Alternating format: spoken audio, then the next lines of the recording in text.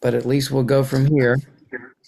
Um, so welcome everyone to Planetary Gig Talk Live. My name is Jefferson Glassie. I'm the chief spiritual dude of the Planetary Gigs Society, whose mission is making connections through music with the intention of creating peace and harmony, coherence in the world. We're doing the best we can. And this program is one where we have conversation about certain topics. And the way we described this was Native American cultural music. I don't know if that really describes it 100% accurately, but I first want to introduce my two friends who have been able to join today. First, Verdell Primeaux, two-time Grammy winner, fabulous singer, musician, and I kind of met Verdell because I had a project for an audiobook where I needed a native person, actually three, to do the voices for the audiobook. And I was having trouble, and I'd never met Verdell, and I just thought in my car one day, oh my gosh, maybe Verdell, because I had listened to his music 20 some years ago. And I called him up, and he answered the phone, and he did the character voicing. His wife did character, his daughter as well. I went out and visited him in Chinle, and we've had some good projects together. So Verdell, thanks very much for coming in. I'll give you a chance to introduce yourself. I'm not sure whether you're going to be on the computer or on the phone here that's connected, but how are you doing? I'm fine, thank you. Good. Do you want to introduce yourself to everybody and just tell them? Yeah. Okay. 1 minute, let me get situated here. Verdell has been in the hospital, This one, unfortunately. it's the one that's open. Okay. Small. Yeah. You got it? Almost. That Okay. one isn't small. Okay, well, this is cool. Thank you, brother. Okay, I am Verdell Primeaux of Lala Yankton Sioux, born for the Eagle Clan of the Ponca Nation. I've been on the music trail for a little over 40 years. I started at the age of 8. I recorded some albums with my dad, my brothers, the Francis Primeaux family albums out of Oklahoma.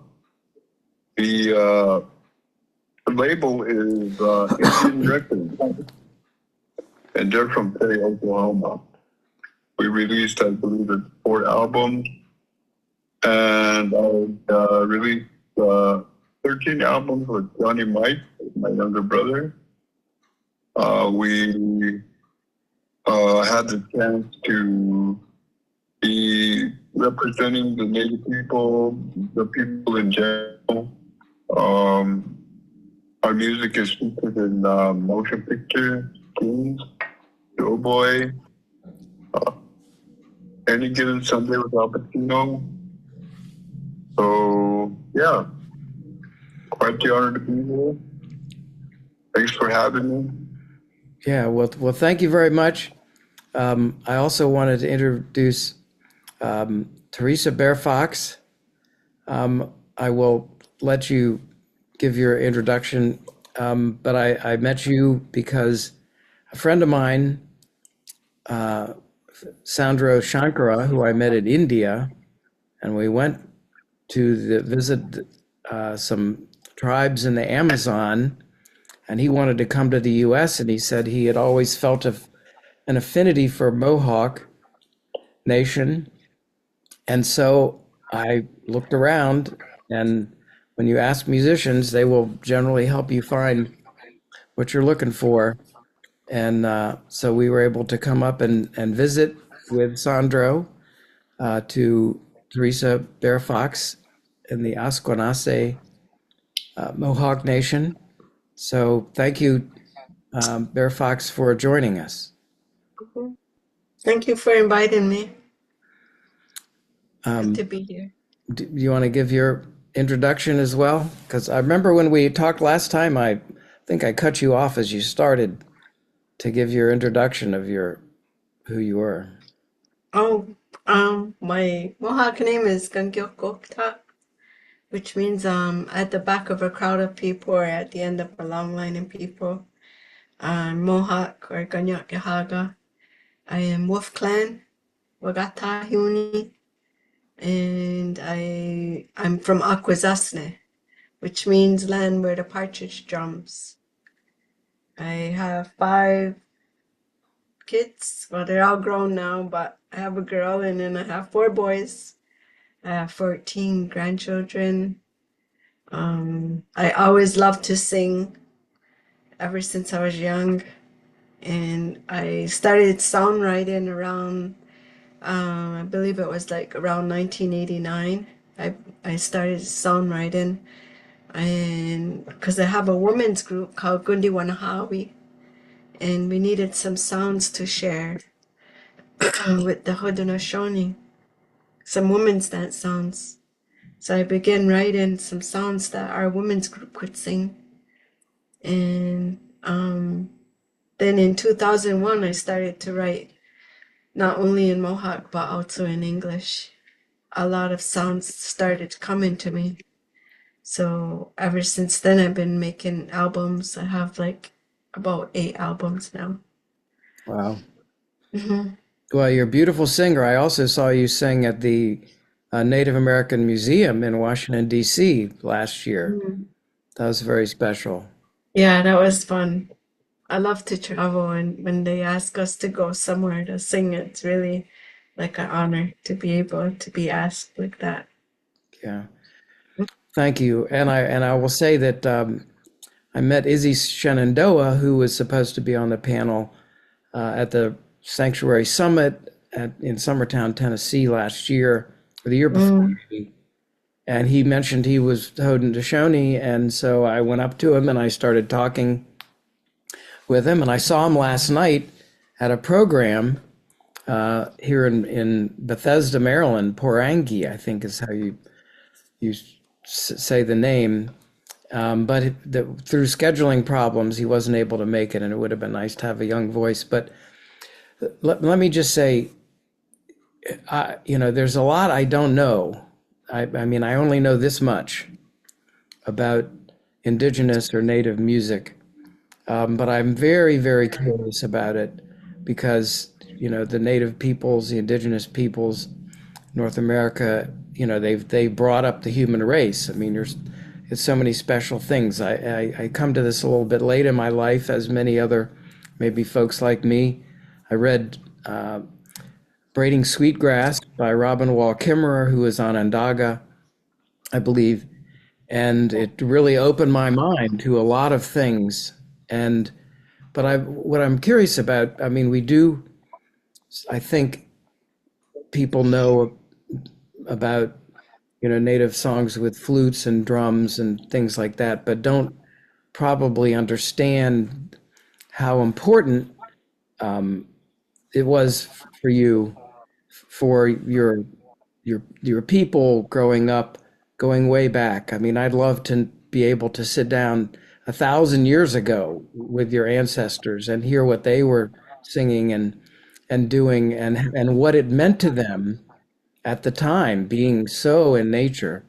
So maybe, Bear, if I could just ask you to talk a little bit about, growing up, what music meant to you all. What did you get from your family, from your ancestors about music for your people, and how do you see it now? But anything you'd like to talk about or mention in that regard would be great. I'd be very honored to hear hear your perspectives. well, ever since I was young, I always loved music, like I said earlier. And I think that's because I always heard music around me. Like my mother, she played piano and she played harmonica. And then I have some brothers that are closer to my age. There's 14 in my family, but I have two brothers that are closer to my age, and they would always be like singing our traditional sounds, like using our water drum and our rattles and singing the traditional sounds. So I believe that was like the first music that I heard because that drum is like our heartbeat. It's like that heartbeat sound, and you get connected to that. And ever since I was young, I always felt connected to the earth and all living things around me. And I don't know, it was just like a really nice upbringing, having that um, music. And I didn't realize that I had like the gift of being able to sound right until I got much older. I wish I realized it earlier in my life. Um, but I didn't really start songwriting until I was around, um, like, I don't know, I'm gonna say 30 years old. Mm. So I will mention that when we were there visiting you, you were very kind. There's a community longhouse, the Haudenosaunee, with the people of the longhouses, and we were invited to come in and observe the dance that was going on. And maybe you could explain a little bit about what that dance was like, and maybe, you know, back in the day, I mean, however long ago, was this very typical? This would be the kind of thing that your ancestors would sing and dance for certain reasons, or they would get people together. I mean, whatever you can tell us about that would be of interest. A lot of our dances are like some dances were traded with other nations when we went to visit. They're old dances, and I don't know how old, but they're just carried on through the years. But that was one of the things that we traded was sounds and dances. Like we always some well, one of my favorites is the alligator dance that was taught to us by a nation down in Florida where they have alligators. Hmm. Like our nation went down there to visit, and then we taught them one of our sounds, and then they taught us the alligator dance, the alligator sound. And that's like one of the first dances I always teach my students from being so young. Hmm. Yeah. Oops, I think we might have lost Verdell. Oh wait, there he is. Oh, he's there. Yay. Uh, so I mean, for as long as anyone in your nation, I'm sometimes not sure I'm saying the right words, tribe or nation or whatever, and so I apologize if I get it right. But this would have been a long time, maybe for the harvest or for success in Oh battle yeah. or for growing, or how did that? What's your? Yeah, to honor. Uh, That's what a lot of the songs are like that, to honor. I wonder if Verdell should go first because he said his phone's gonna die. Okay. yeah. Yeah, Oh, we can hear we you should let now. him go We first. can hear you now on the Zoom. Great. Yes. Same questions, Verdell. We've talked about it a little bit, but music in your nation, what it meant to everybody. Um, Well, like I said, in the day I began at a young age, and in that day there was no such thing as, what we have today as far as, modern music methods. Uh, we, like the formats, I believe, uh, I'm not sure, but, you know, we tuned in with the elders. Yeah, what the music they showed us, was with the rattle, the drum, and of course, this is in a ceremonial setting. Uh, there's you consume, the herbs and meditate, and the music just comes out of that. There's no way of writing, or there was no way of knowing. It just kind of showed you the herbs, the medicine, peyote. Um, it took you on visions. It took you on dreams, and out of that, we were able to know where we're going with this music. And as we got into our elder, like the 80s, the 70s was, just kind of getting to know the music scene. And the 80s, we were and we kind of found our way to where we were able to write music, using healing method. A lot of this was healing because we lost a lot of relatives, and celebration as far as birthdays. Um, it just kind of came to you as time went. There was no way of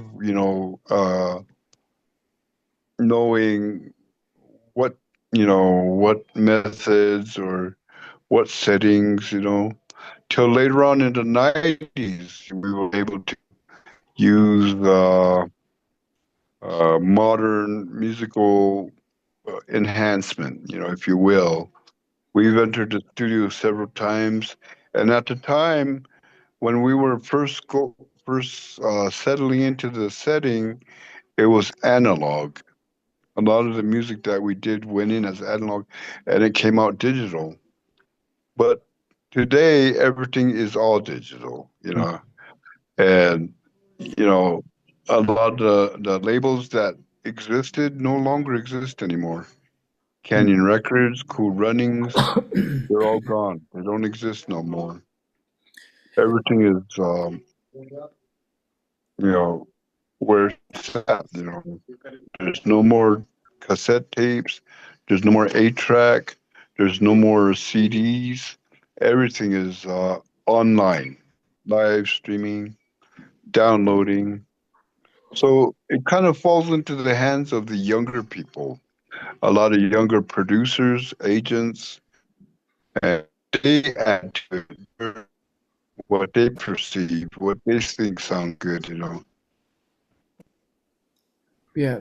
So your music also kind of didn't it come out of the Native American church? Isn't that the name of it? Yes, that's where we started. Our roots are in the Native American church, but as we went, we met Robbie Robertson, one of the founders of rock and roll. And at the time, we had no idea who he was. We just kind of intertwined. We released Peyote Healing. We went on to work with Bob Dylan, Twista. So a lot of it was crossing ethnic, closing ethnic bridge gaps, working with other nationalities. We kind of, our roots developed. We were able to progress, if you will.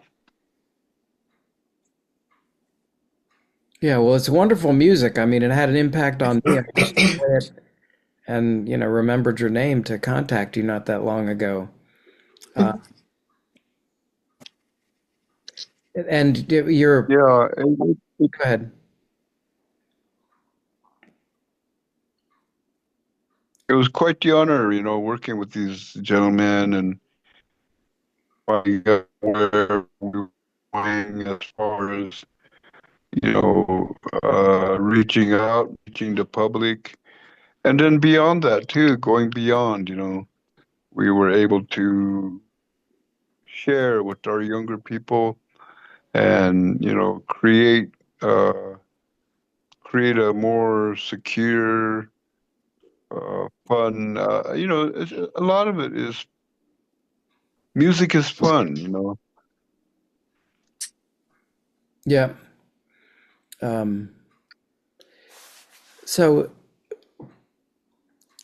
um, there are, I've known Carlos Nakai, and there's certain native people or songs that I've sort of heard, but I always, I think about music as kind of a vibrational fingerprint almost of people. And, going back 11,000 years, that native people were in the North and South America or longer, I just think there must, music must have been something that helped define them, or led them, or brought them together, brought community, etc.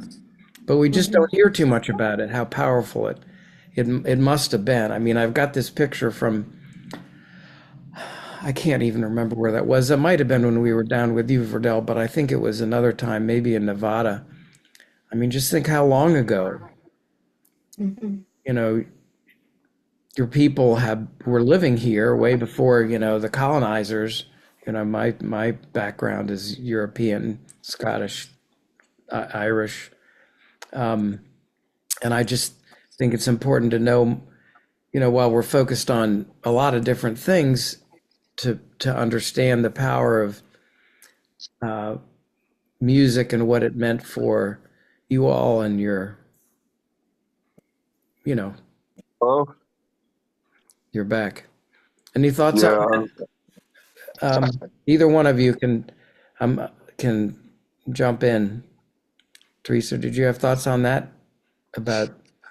Well, I kind of think you've experienced that when you came to our long calls, to our social, and you could feel that unity feeling, and all our feet hit the floor at the same time, and it's like you can feel that it's really positive, and it's just brings everyone together like a family when you have those kinds of sounds.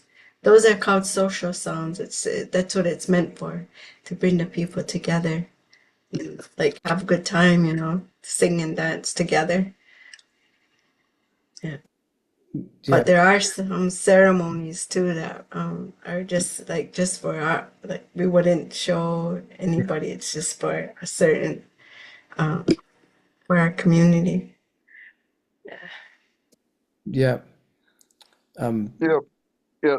I agree. Likewise, there was social settings, social gatherings, hand games, powwows, and of course, at those times there was always a beginning prayer, um, beginning songs, Mm-hmm. blessings.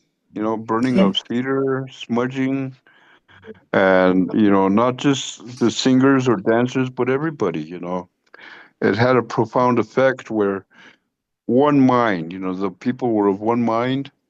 Mm-hmm. Um, uh, people one understanding. So, mhm, and when we finished, there was closing prayers, closing songs, and again smudging, sweetgrass, cedar. So a lot of this has to do with prayer. An understanding, if you will.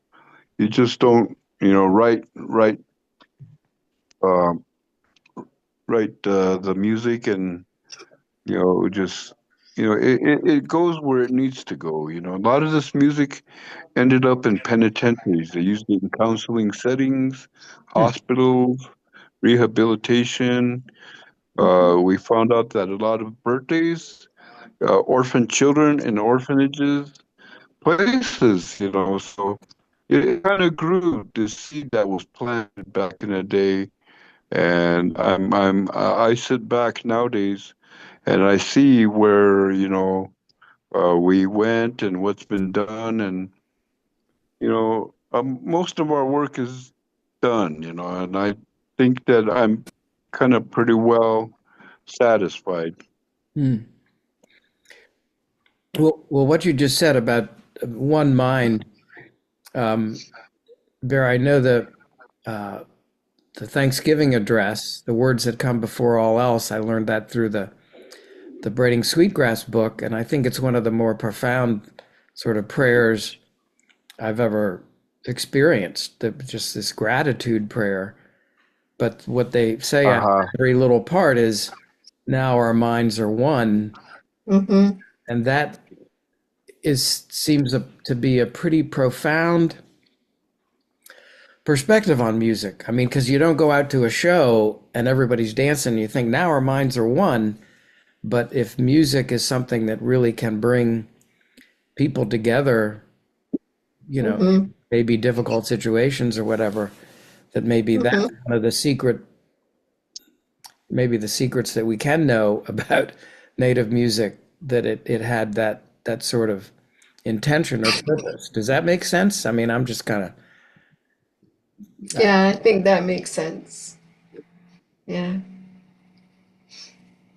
of, it also, one of the things I learned about um, lacrosse, the game that the Iroquois Haudenosaunee started, from Warren Lyons and his son Rex, listening to them talk about it, is that the the the wood for the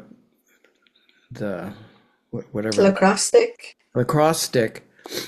I mean, that was part of paying homage to nature, to the wood, and the netting may have been from deer sinew or something like that, and that was to give homage to the animal relatives. And the Mm-hmm. ball was made of something else, and this was kind of a ceremony. And that, I think maybe it's the same with the drums and the flutes and other things, but it's certainly a special underlying intention or meaning or purpose behind, for lacrosse, as opposed to just going to a football game and rooting for your team, that there would be something deeper there. And it seems to maybe that's similar with the music and the instruments that you had, the water drum, etc. Yeah, sometimes the lacrosse games set out like differences, or like if they didn't agree on something, they play the lacrosse game to help decide who's, that's what they use that for sometimes. We probably would be better off if some nations would do that, as opposed to have wars. They could just play a lacrosse game or football game, or Mm-hmm. maybe just all get together and sing and do some plant medicines or something. Mm-hmm. Verdell, do you recall growing up in those kind of dances? I don't know if you had something like a longhouse. Not trying to pry to get any No, information or secret. no, the Plains people, we don't have longhouses. The Plains people, we have like teepee and outside and sweat lodge, and everything was round. We didn't have longhouses like our brothers and sisters. Um, so you know, uh, I kind of pretty much said what I thought I should. I hope it goes to where it needs to go, and I thank you again, Jeff. Mm-hmm. And Sister Dare, thank you. My power supply is really severely low. Okay. Yeah, there's no end to this music. The music has a spirit. Mm-hmm. Back in the 1800s, early 1900s, they jailed a lot of my relatives for using the sacrament peyote, for singing, for using the instruments. A lot of them were jailed, instruments confiscated, destroyed. You can destroy all that, but you cannot destroy the spirit of music. Mm-hmm. And with that, I leave you and, trust that, you'll be in good health and happiness. I apologize for, uh, my end of the deal here. We've been having severe power outages, and, we're between Flagstaff, we're between snow and rain, and sometimes maybe both. Hmm. I'm in Haven Health. It's a rehabilitation. I recently went through surgery and recovering. So, I try to reach out to Jeff and let him know where I'm at, what's going on with me, but he's really busy. Well, it's we've talked about Yeah, having so this program for a while, and so I'm glad we could finally schedule it, Verdell. It's great to see you, Hmm. and thank you for all the contributions to the music. I mean, if anybody yeah, out there has not heard Verdell Primeaux, um, and some of his sacred music, you really should do that, as well as Yeah. Theresa Bear Fox and her music. I have a couple of albums, and it just always makes my day. So thank you, Verdell and Bear Fox. I don't know if you have anything else to say, but I appreciate you're getting together and just talking about this to bring maybe even some awareness to people who might not I'm on otherwise a think podcast. about Native or Indigenous music Well, and where it may go. Mm. Thank you. Thank you for asking us. And I wish you a speedy recovery, Verdell. yes, thank you. Thank you. Mm-hmm. My nurse Mm-hmm. is here with medication, so I will conclude my part. And thank you, Jeff. I would just like to say that I love you guys. Thank you for having me, and God bless you all. God bless us all. Thank you very Thank much, you. Verdell. Thank you. We appreciate it. Thank you, Theresa Bear Fox. Really You're appreciate it. welcome. Maybe we'll have some more conversations about this in the future, but so glad we get to do this. Verdell, you look great. Thank you. You too. Mm-hmm. Namaste. Namaste. All right. Namaste. Thank you. Thank you. Okay. Turn Okay. off the recording and the Facebook.